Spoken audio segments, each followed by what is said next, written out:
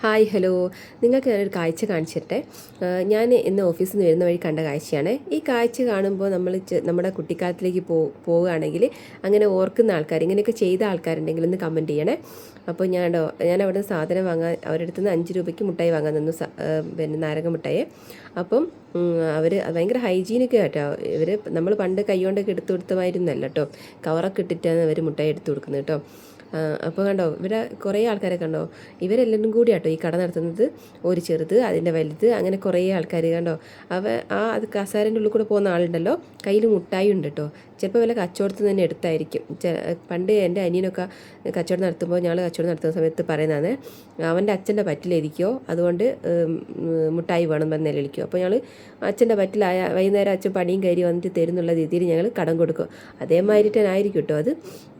അങ്ങനെ കണ്ടോ, അവർ ഭയങ്കര എന്താ പറയുക, ഭയങ്കര കച്ചവടമാണ്. പിന്നെ ഭയങ്കര സീരിയസ് ആയിട്ടുള്ള ഭയങ്കര എന്താ, പണപ്പെട്ടിയിലൊക്കെ കുറേ പൈസയൊക്കെ കാണുന്നുണ്ട്, കുറേ കച്ചവടമൊക്കെ നടന്നുണ്ട്. ഇവിടെ സിപ്പൊക്കെ ഉണ്ടായിരുന്നാണ് പറഞ്ഞത് കേട്ടോ. പക്ഷേ ഞാൻ വരുമ്പോഴേക്കും തീർന്നു പോയി. ഞാൻ രാവിലെ പോകുമ്പോൾ ഞാൻ വരെ ജസ്റ്റ് കണ്ടു. അപ്പോൾ എനിക്ക് തോന്നി ഈ കടയൊന്ന് കാണിക്കാമെന്ന് എനിക്ക് തോന്നി. കാരണം ഇത് നമ്മളെ ഒരുപാട് കാലം നമ്മുടെ പുറകോട്ട് പോകേണ്ട. ഞാനൊരു സെൽഫിയൊക്കെ എടുത്തിട്ട് അവരെ കൂടെ.